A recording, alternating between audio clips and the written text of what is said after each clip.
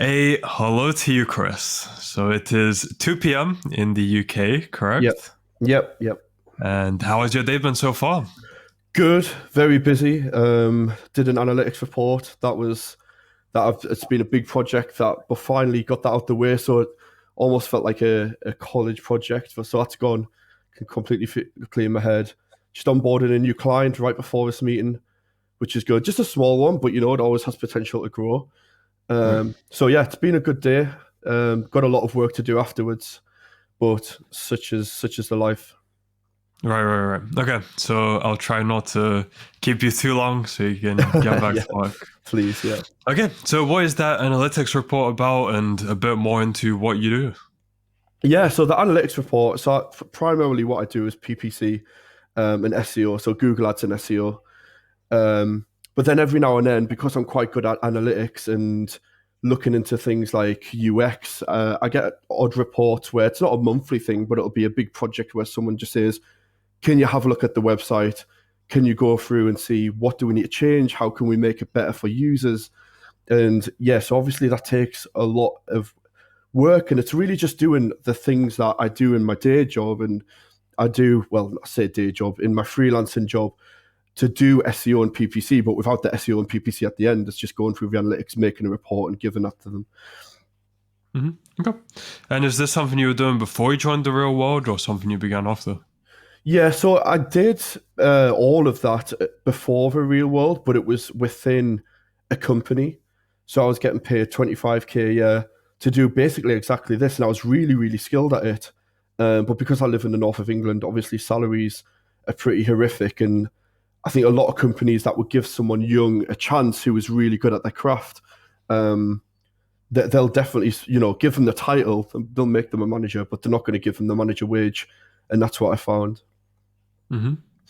Okay, and there's quite a discrepancy there in terms of timeline. So you're saying before you were working as for a company, 25K Mhm. a year in pounds. Yeah. So what happened from there until now? Yeah, so it's a bit of a long story, but essentially what ended up happening is I was doing a lot of sales for the company with a salesman. So he'd open the door, um, and then we'd both go into these meetings face to face and we'd sell them. And me and him wanted an absolute role, just absolutely killing it. I think we got around seven, eight, nine clients in a row where we just closed them every time, got the deal, and we were really made a good team. And then he ended up leaving to go to a rival agency. And so it was difficult. And so we started hiring for a new salesperson and we just could not find them. And I say we, it's probably stupid to even say we. It was obviously my boss that was paying me 25K a year. Uh, Mhm. and so, yeah, we kept looking. We couldn't find anyone. And, over time, we just weren't growing. And so we were like, "Chris, will you move into the sales role?" And as much as I love sales, I did not want my day to be cold call and trying to open up doors for someone else and then not do any of the marketing. And then if they had any problems, like really high level problems, they'd come to me and I'd still be getting 25K a year. So I really didn't want to do that. And so I ended up leaving and I was doing a bit of freelancing for just agencies around the Northeast. Um, and then what ended up happening is I was making around 40K. And then they came back to me and they said, "Chris, we want you to work for us. We're really sorry that we let you go. We don't want you to do sales. We just want you to take the job." And it was basically equal pay on either side.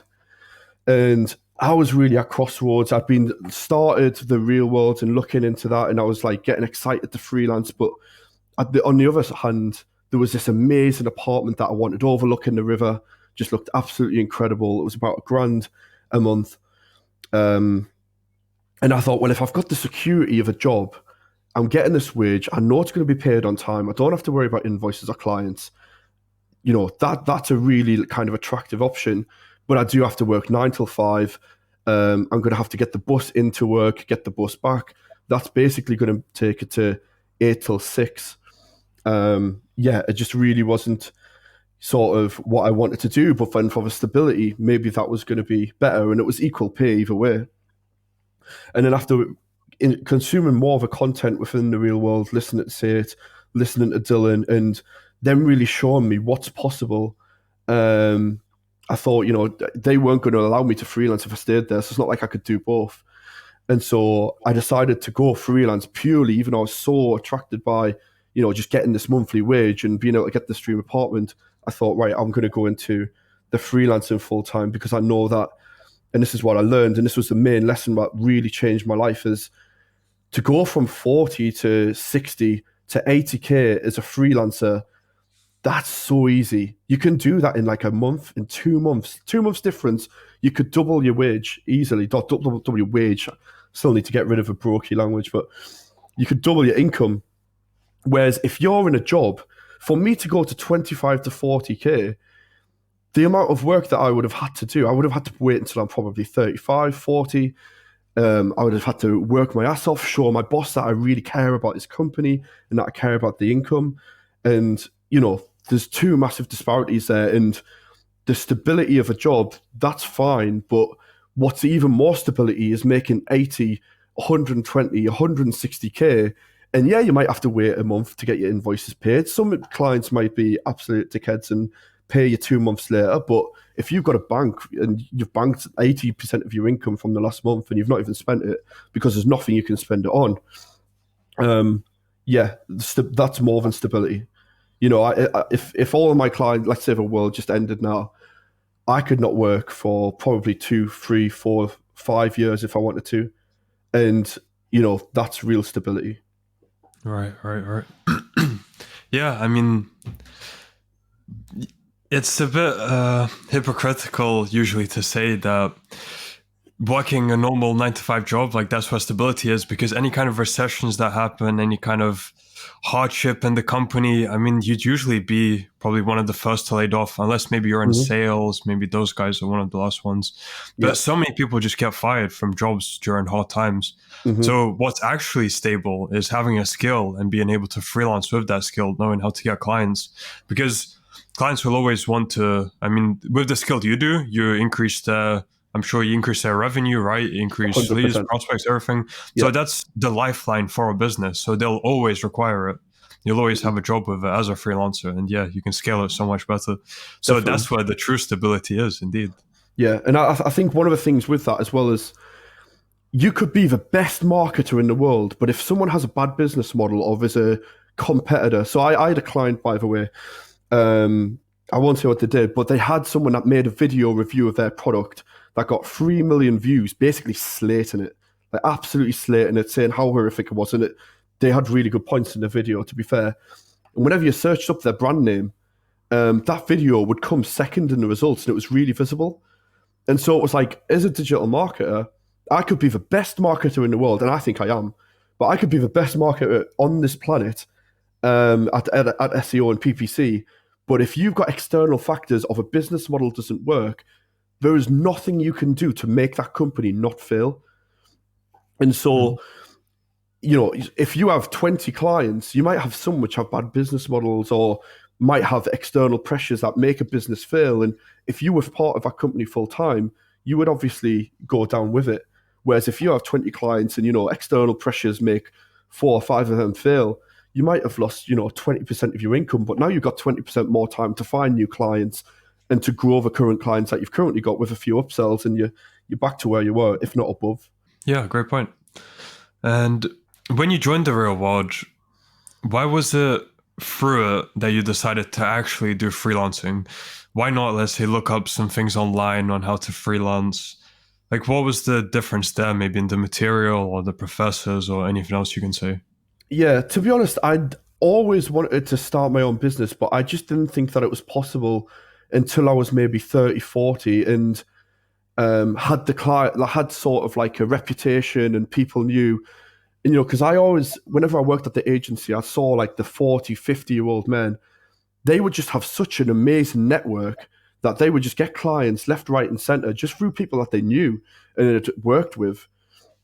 Through joining the real world, I realized that you don't need to rely on your network. You can go out and build and you can get clients, and you don't need to be, a 30, 40, 50-year-old man to be able to get the trust of these really big businesses. You just need to prove that you're an expert. And I think seeing Dylan and all the other people's successes seeing that they didn't rely on having a network, because that's the only way I'd ever thought possible, and then being able to actually go and implement those changes and seeing it work, that's kind of what made me take the leap. Right. And how long did it take you to find out that it actually works doing it yourself? Well, I mean, I'd already got up to 40k income around just by implementing some of the earlier lessons and searching around for clients and a few referrals, that sort of thing. But when I really started taking it serious thought, and it was really at the point where I said, okay, I'm not going to take that full-time job. I'm going to go all in on freelancing, and I'm going to see how this works. And if I end up losing, guess what? That job will still be there. And I think it was really within 2-3 months when I went from 40 to 60k, and I was like, holy shit, now it wasn't a 40k stability versus 40k with some potential. It was now 60k or 40k. And not only that, but it took 2 months, I think it was, and just a few client wins. And so that difference was rapid, really. Right. And then how has that scaled since? Oh, incredibly. I mean, it goes month to month. I've unfortunately just missed out on something that would have taken me to 22k a month. Just purely out of my own hands. But I'm up to 16k now. And I mean, if you look at the projections, don't get me wrong, every now and then you lose a client. That's just the name of the game. But if you look at it, it's been month on month on month, and it's going up. And, I'll almost 100% hit over 20. I'm aiming for probably 25k at the end of the year. A month. Very nice. So, and this is in pounds as well. So convert to dollars. I mean, yeah. Yeah, good it's stuff. good. Great to hear. And in terms of your average day now, how has that changed? How different is it now compared to before you joined the real world? Yeah, I absolutely love it, because unless I have client meetings, which to be fair, a lot of the times I do, I can wake up whenever I want. I'm a type of person that I normally sleep till around like 10, 11, but then I'll work till like, 10 o'clock at night, 12 o'clock at night.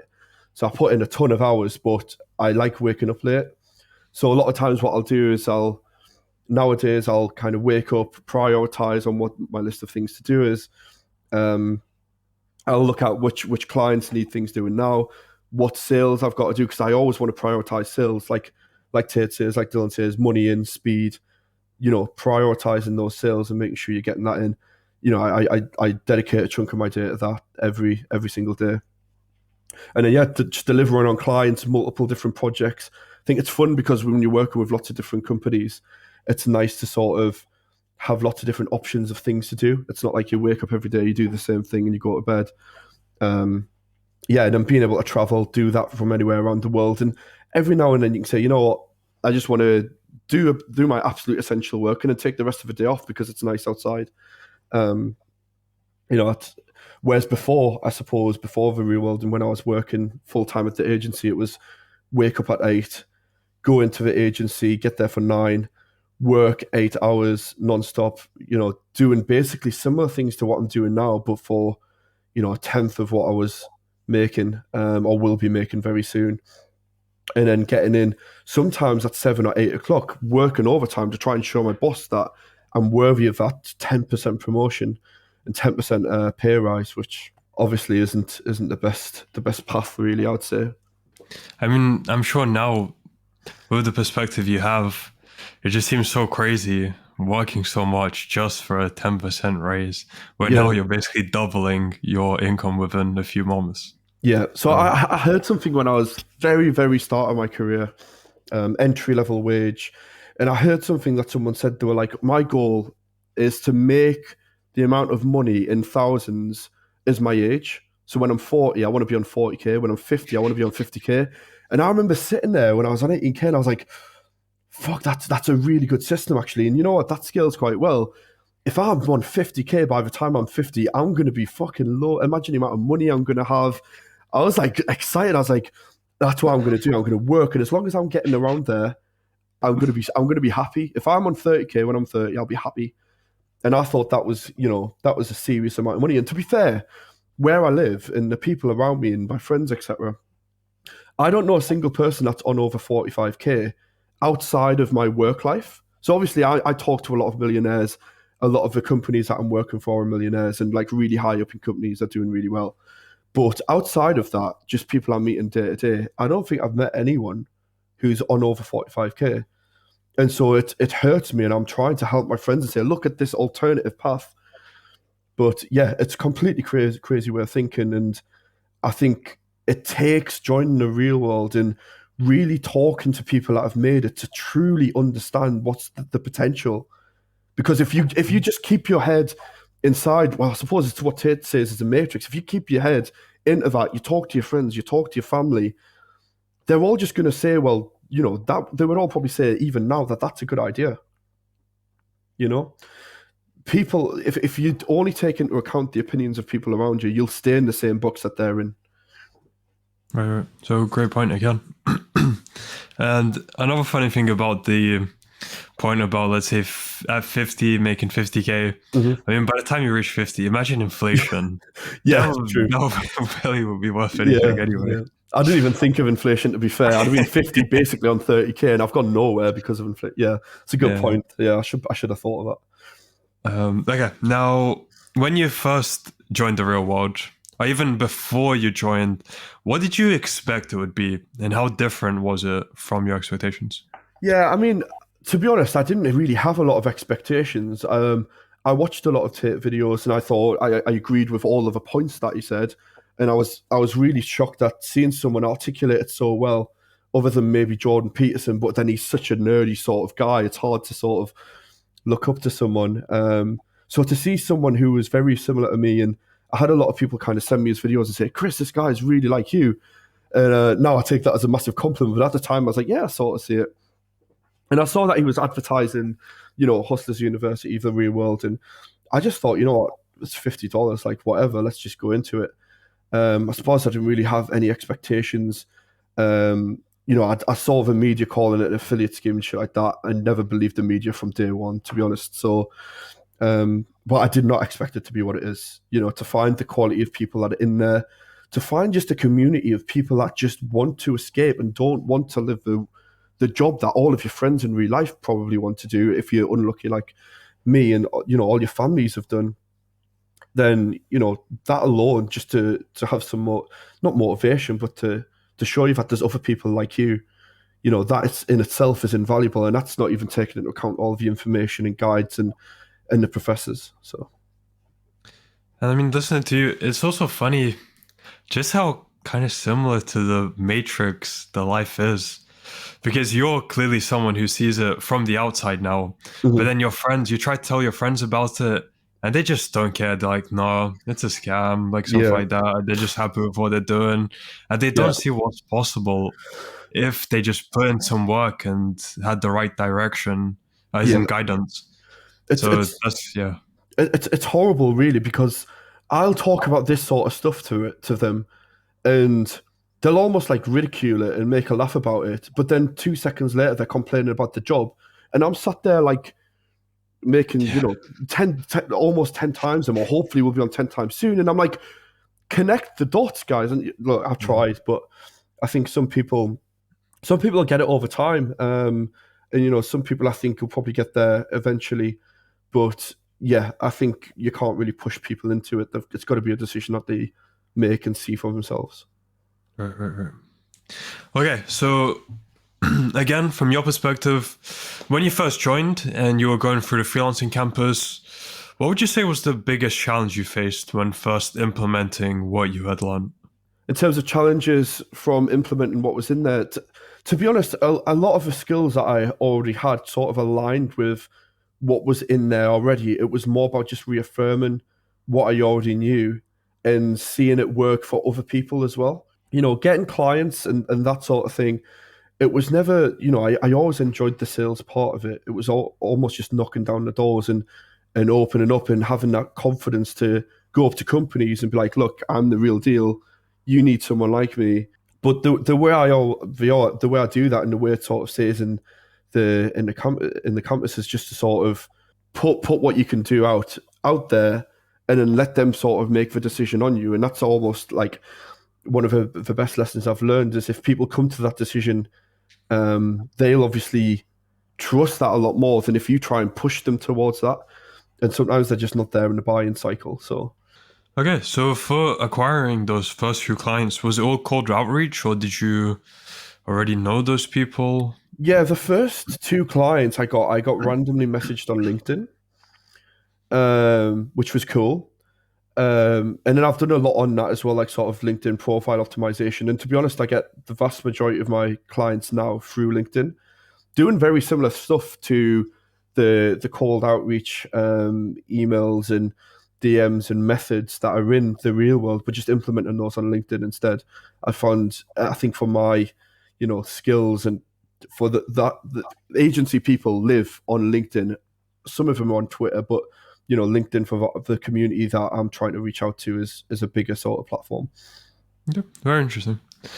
And since you're on this trajectory now, where do you see your life heading in, let's say, 6 months to 1 year? Yeah, it's difficult really because I'm going to end up getting to the point where I'm capped on the amount of work that I do because I don't outsource anything. And people sort of buy into me as a freelancer. I think one of the challenges I'm going to have in where I see myself going in the next 6 months is pivoting towards more of an agency model. And it's not just about, okay, now I'm going to outsource work and now I'm an agency. It's more along the lines of getting clients to believe in me as an agency, not believe in me as a person. And so I'm still learning. I'm still trying to figure that out, and using the real world and talking to Dylan and other professors. But yeah, I think that's where I see within the next 6 months is transitioning towards an agency and implementing everything that I'm doing now, but having people buy into a team rather than just myself. Why is that so much different, though? If you're the one still leading the team, is it still losing credibility, though? It's true. I think when people look at like my experience and my history and the clients that I've worked with, it's probably easier to buy into me than me saying, okay, he's a guy who's worked for a year, he knows his stuff inside out, but he's the one that's going to be handling your account. Maybe I just keep them in the background and just say it to me.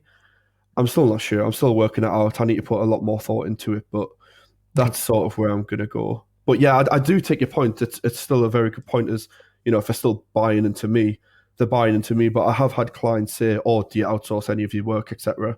And I feel like I would have lost them if I did say yes. Whereas some probably don't mind. Makes sense.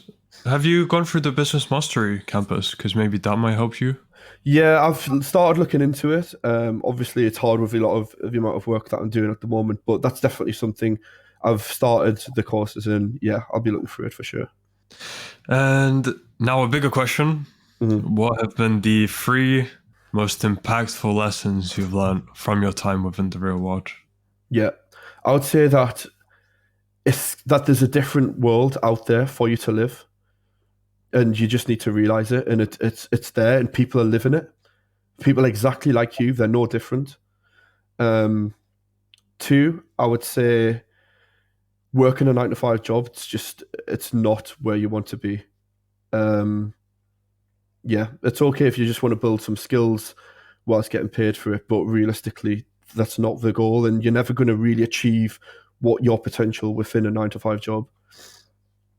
And 3, I think, and I know this is just going back to one of the lessons, and I don't just want to repeat something, but this is really the lesson that's really impacted my life more than anything else is just speed. If you're quicker than everyone else, if I can get through my work at a high quality faster than everyone else, I can take on more clients, I can do more sales. That is so essential. And when I truly grasped that, I think that's really what accelerated my business to new heights. Is yeah, everyone else is taking, oh, I'll get back to you in 3 days, I'll get back to you in 4 days, I'll get back to you in a week. I'm doing it with as soon as I get it in the door, I do it. And yeah, I think that's one of the biggest lessons for sure. Interesting, yeah, how in the corporate world everything is so slow. So And slow. it's kind of Yeah. unprofessional. I say Oh, kind of. I mean, it is pretty much unprofessional. it's So I guess it's acceptable. easy. It's easy to stand out more than ever, because just how lazy everything is in the working world. 100%. And I've seen that from a lot of the agencies that I work with, that kind of white label that work with me, is all of a sudden I'm not on a full-time wage. I'm incentivized to do that work quickly and better than someone that's just coasting along inside a company. And so, yeah, freelancing is just, I think, is the future. And I think more and more companies are going to move to that model when they realize, one, we don't have to pay any overheads on people. We don't have to pay any sick time. We only pay for the time that people are delivering, and that they're massively incentivized, and they're massively incentivized to align their goals with ours. It's almost a no-brainer for companies too. And I think so. Some of the beginners that are in the kind of the real world, I see them looking, and it's almost like their outlook is that they're doing one over on businesses and that they're getting one over by getting the work. And I think they need to understand that the value that they bring to companies is absolutely insane as long as you're good at your job. It's a two-way street, and yeah, value is definitely both ways. And then for something like saturation, I mean, that doesn't exist if you're good at what you do, correct? 100%, yeah, 100%. I mean, I know for a fact if I sent out 30, 40 emails to, like, literally 30, 40 DMs on LinkedIn today, I could probably get another 5, 6 clients. The only thing that's stopping me from doing that is the amount of clients that I've got on board within the next week. So yeah, when you're good and you can show, and don't get me wrong, when you're starting, it doesn't feel like this. There'll be people going into Google Ads and SEO now thinking, God, there's so many people doing this, I can't stand out.